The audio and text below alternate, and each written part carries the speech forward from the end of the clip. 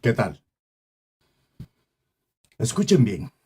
Hay un fantasma que vuelve a recorrer el mundo. No es el de hace siglo y medio. No es el de las barricadas, ni el de los manifiestos amarillentos que se leían a la luz de una vela. Este fantasma aprendió a editar vertical. Habla en francés de 15 segundos, tiene buena iluminación y una cuenta verificada. Y contra todo pronóstico, está ganando elecciones. Bienvenido a Marcano sin tapujos. En este momento no les voy a hablar de un político, les voy a hablar de una corriente, de algo que se mueve por debajo de la superficie de la política occidental y que, si usted vive en Nueva York, en París, en Londres o aquí mismo en Canadá, ya lo tiene tocando a la puerta. Hay quien la llama con cierta pereza la nueva izquierda. Pero hay un nombre más exacto y es el que vamos a usar hoy: el socialismo de la generación Z.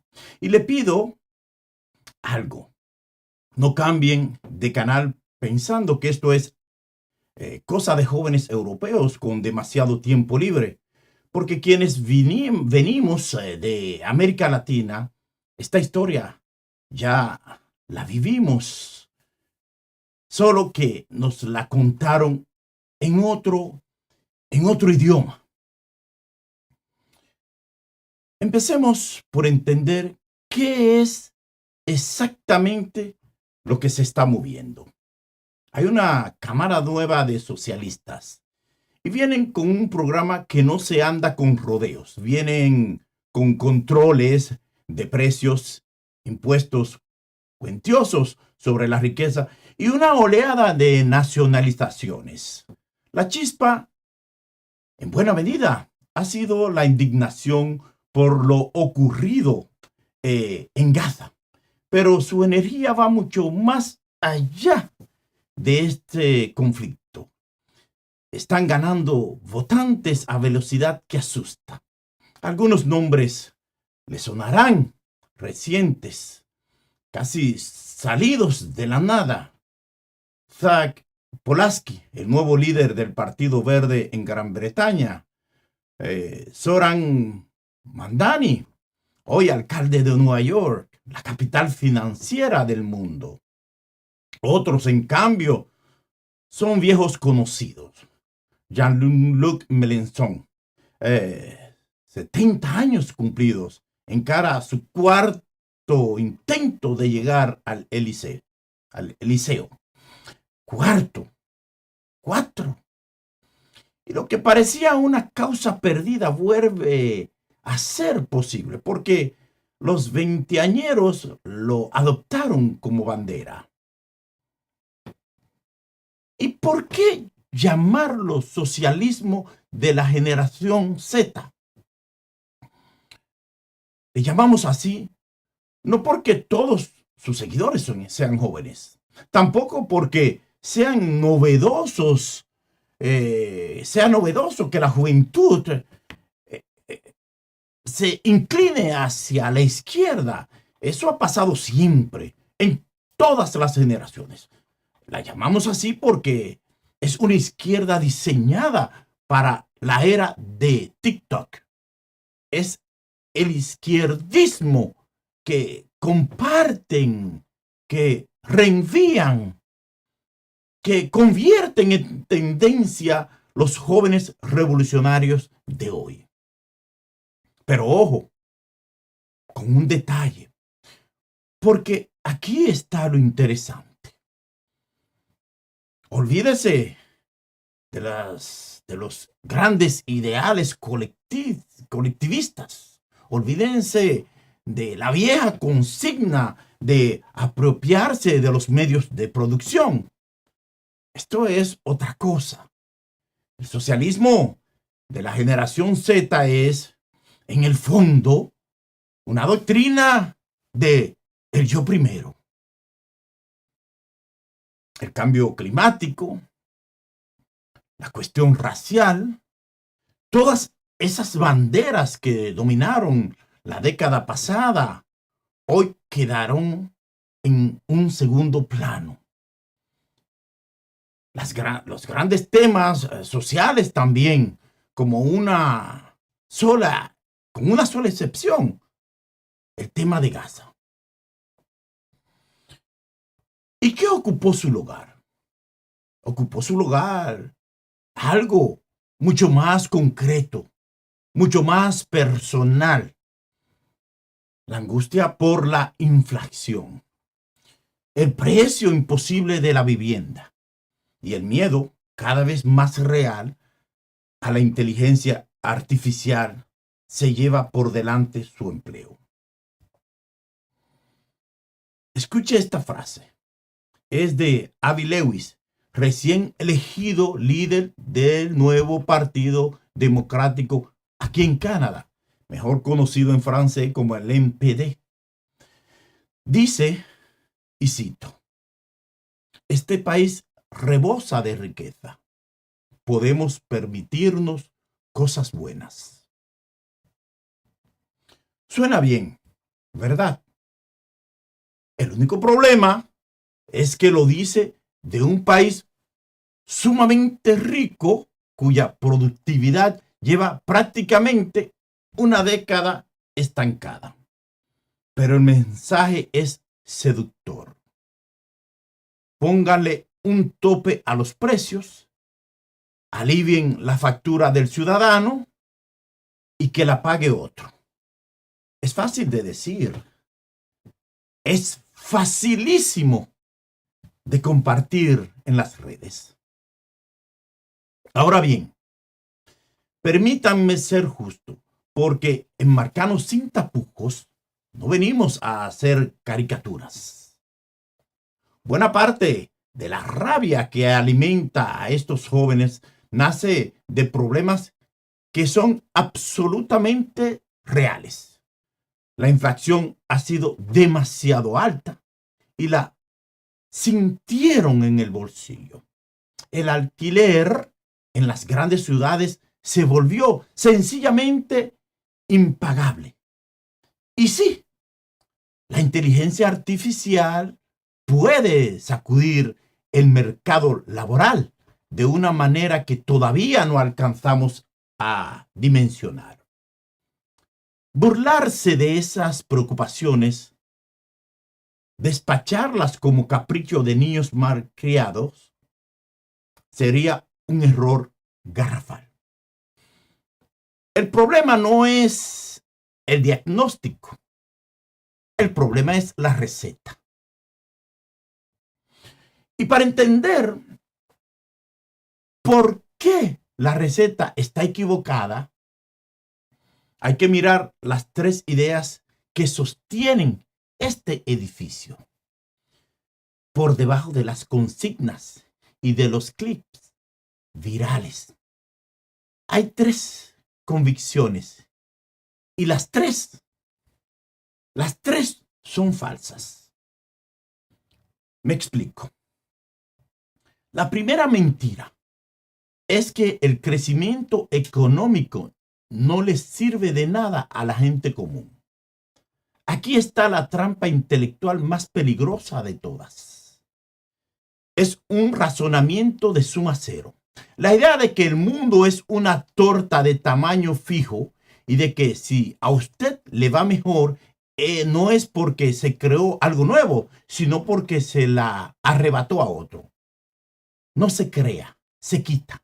Es exactamente el miedo que proyectan sobre los magnates de la inteligencia artificial, a quienes ya imaginan repartiéndose un botín que todavía no existe. La segunda convicción es que todo esto lo puede pagar el rico. Atención al cambio, porque es sutil, pero enorme. La vieja izquierda, la de nuestros padres, pedía impuestos más altos para todos, en nombre de un proyecto común. El socialismo de la generación Z, no. Este pide subsidios para mí, pagados por el multimillonario. Es una izquierda sin sacrificio compartido. Una izquierda donde la cuenta siempre la firma otro. Y la tercera mentira es quizá la más reveladora. Una hostilidad profunda, casi visceral, contra la empresa privada. Fíjense bien. No quieren dejar que el mercado funcione y repartir después sus frutos. No. Quieren que enormes posiciones de la vida cotidiana, desde el techo donde usted duerme hasta la comida que pone en su mesa, se decidan por decreto del Estado. Y aquí, mis amigos, es donde a quienes venimos del sur nos empieza a temblar algo por dentro. Porque la política, seamos honestos, siempre tuvo sus extremos. La extrema derecha no es menos delirante y a menudo es más peligrosa. Eso hay que decirlo con todas sus letras. Pero hay algo en el socialismo de la generación Z que merece nuestra atención especial. Y no es su ala más radical. Es otra cosa. Es la profundidad con la que estas ideas se están filtrando hacia el centro. Mírelo en Estados Unidos. Demócratas perfectamente convencionales, desesperados por no quedar fuera de la conversación, ya proponen planes que hace 5 años habrían sonado disparatados, como eximir a más de la mitad de los contribuyentes del impuesto federal sobre la renta. Mírelo en Gran Bretaña. El Partido Laborista llegó al poder con un discurso de centro, prudente. Y apenas le sopló el viento verde por la izquierda, se acobardó y volvió a abrazar los impuestos altos y el control estatal. ¿Entiende usted lo que esto significa?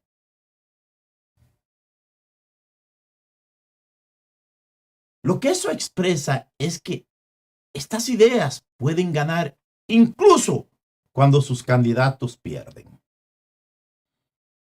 Pierden la elección, pero contagian la agenda. Y ese contagio, créanme, es lo verdaderamente serio. Y ahora sí, vamos a lo que de verdad importa. Vamos a por qué esto debería preocuparnos a todos. Y se lo voy a explicar no con teoría, sino con memoria. Con la memoria de nuestra propia región. Los controles de alquiler suenan compasivos, ¿no es cierto? Suenan a proteger al inquilino. Pero en la práctica agravan la escasez de vivienda porque matan el incentivo para construir. ¿Por qué levantar un edificio si el Estado le va a fijar a usted cuánto puede cobrar? Nadie construye.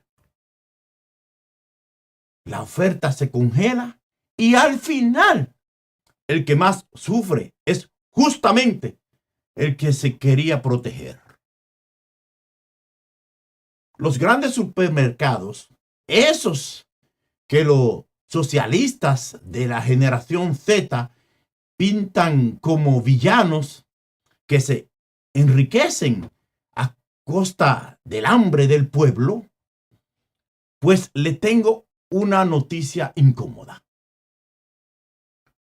Los márgenes de ganancias de esas tiendas de alimentos son ya delgadísimos, raquíticos, tras años de competencia feroz. Que usted puede entrar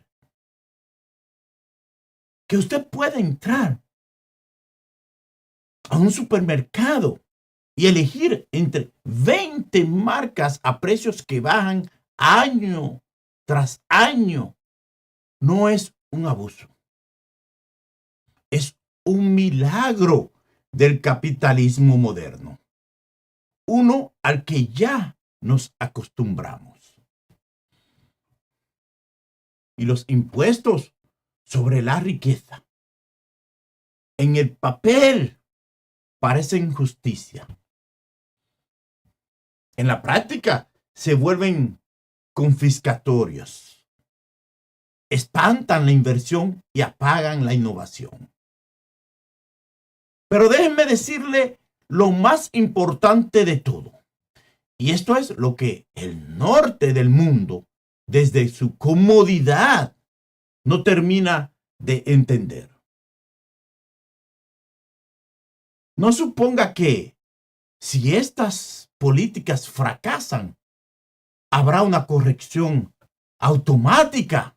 No, no suponga que el barco endereza en rumbo solo. Eso es una fantasía. Pregúntele a Europa, que lleva décadas peleando por salir del pántano de bajo crecimiento que le dejó su propio exceso de regularización. Y pregúntele sobre todo a la Argentina. A comienzos del siglo XX, la Argentina estaba entre los países más ricos del planeta. Más rica que media Europa. Y luego vino el estatismo, vino el peronismo, vinieron las nacionalizaciones, los controles, los precios fijados desde un escritorio. Y vino un siglo de declive, un siglo entero. Un país que lo tenía todo y que terminó generación tras generación administrando su propia decadencia. Y los que somos del Caribe, los que miramos hacia Venezuela, conocemos esta película fotograma por fotograma. Conocemos los controles de precios que prometían frenar la especulación y que terminaron en anaqueles vacíos. Conocemos las expropiaciones de cadenas enteras de comercios que prometían soberanía alimentaria y que terminaron en filas de horas por un kilo de harina. Conocemos el discurso de que este país rebosa de riqueza. Podemos permitirnos cosas buenas. Lo escuchamos y vimos en qué terminó. Ahí la tenemos a Venezuela. Y muchos de ustedes que me escuchan ahora mismo desde Montreal, desde Toronto, desde República Dominicana, desde Madrid, ¿por qué creen que están ahí y no en su tierra?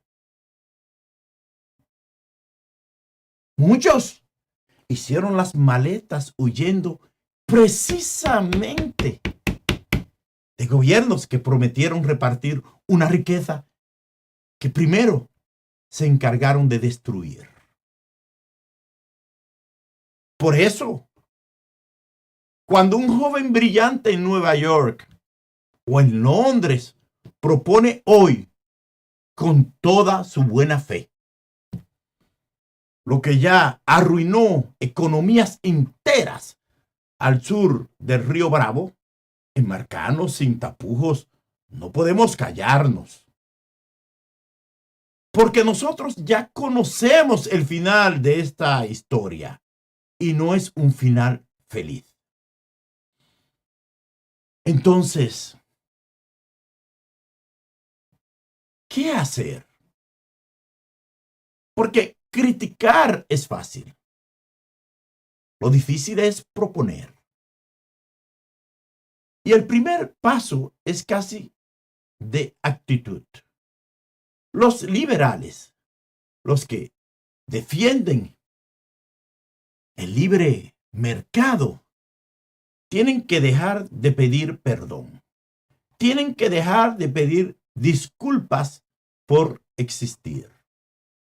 Durante años, una colección de críticas al capitalismo.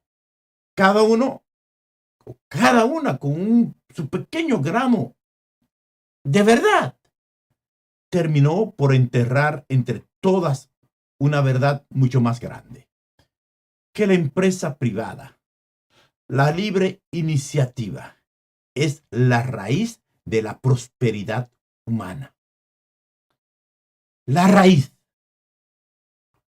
No un mal necesario. Es la raíz de la prosperidad. Y seamos honestos, porque sin honestidad no hay credibilidad. Es verdad que las personas no siempre actuamos de forma racional. La economía conductual lo demostró. Es verdad que la desigualdad importa y que el crecimiento es mejor cuando llega a muchos y no a unos pocos. Es verdad que la globalización y el libre comercio dejan ganadores. Sí, pero también dejan perdedores. Pero dicho todo esto, este es el mejor momento de la historia de la humanidad para nacer. El mejor. Nunca los ingresos reales fueron tan altos. Nunca vivimos tantos años. Nunca la pobreza extrema fue tan baja. Y una defensa apasionada, valiente, de eso que lo hizo posible, va a calar mucho más hondo en la era de las redes sociales que las lamentaciones grises de centristas sin carisma, como el primer ministro británico Keir Starmer. Pero atención, porque defenderse no basta. Los gobiernos de centro también tienen que resolver, de verdad, los problemas que encienden la bronca de la gente. No alcanza con tener razón. Hay que dar resultados. Hay que construir vivienda, mucha, buena y barata. Hay que construir infraestructura. Hay que dejar de cargar sobre los hombros de los jóvenes el peso de financiar pensiones desproporcionadas que ellos quizá nunca lleguen a cobrar. Y hay que arreglar el sistema de impuestos para que premie al que se esfuerza y no simplemente al que heredó, para que prevalezca el mérito y no la cuna. Y queda el desafío más duro de todos: la inteligencia artificial. Ahí la izquierda de la generación Z ya plantó bandera. pidiendo una moratoria a los centros de datos y a una garantía estatal de empleo. Y le agrego algo. Desde la mirada geopolítica de este programa, frenar la tecnología por decreto suena prudente, pero es un autogol. Porque mientras Occidente debate si se permite a sí mismo avanzar, hay otras potencias, y ustedes saben muy bien a cuáles me refiero, que no van a esperar el permiso de nadie. La tecnología no se detiene, simplemente cambia de dueño. Frente a eso, los liberales no pueden responder con un encogimiento de hombros. Tienen que ser más audaces, más imaginativos. Una combinación de impuestos, propiedad de capital repartida entre muchos y apoyo real al trabajador para los frutos de esta transformación no terminen en 4 manos, sino que se repartan de verdad.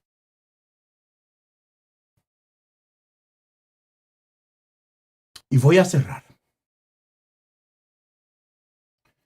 Hay una frase del economista John Maynard Keynes que lo dice todo. Keynes dice que el mundo, en el fondo, no está gobernado por mucho más que por ideas. Por las ideas de economistas y de filósofos. Incluso cuando creemos estar libre de toda influencia. Y tenía razón. Hoy los populistas tienen el viento a favor. Y por momentos pareciera que el liberalismo de mercado está condenado a perder. No en la economía, sino en la política. En la batalla del relato. Pero Mercado sin tapujos no lo creemos. No lo creemos. Y le explico por qué. Porque la verdad es que casi no se ha intentado. Casi nadie ha salido a dar una defensa robusta, sin complejos, de las ideas que le trajeron al mundo una riqueza como jamás se había visto. Y porque muchos de los problemas que tienen tan enojada a esta generación, el alquiler por las nubes, las viviendas inalcanzables, no son hijos de un mercado demasiado libre. Son hijos de un mercado al que no se dejó ser lo bastante libre. El fantasma volvió. Sí, aprendió a editar en vertical. Aprendió a hablar en 15 segundos. Aprendió a hacerse viral. Pero las leyes de la economía no se derrogan con un buen montaje. Y la historia, nuestra historia, la del sur, ya escribió el último capítulo de este libro. Todavía estamos a tiempo de no repetirlo. Todavía. Gracias de corazón por quedarte con nosotros hasta el final de esta transmisión en vivo.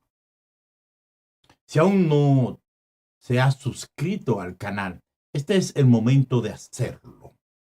Déjanos su me gusta, active la campanita y quédese con nosotros en los próximos contenidos. Su respaldo mantiene este espacio vivo, libre y sin censura. Yo soy Edgar Marcano y esto es Sin Tapujos. Nos vemos en la próxima.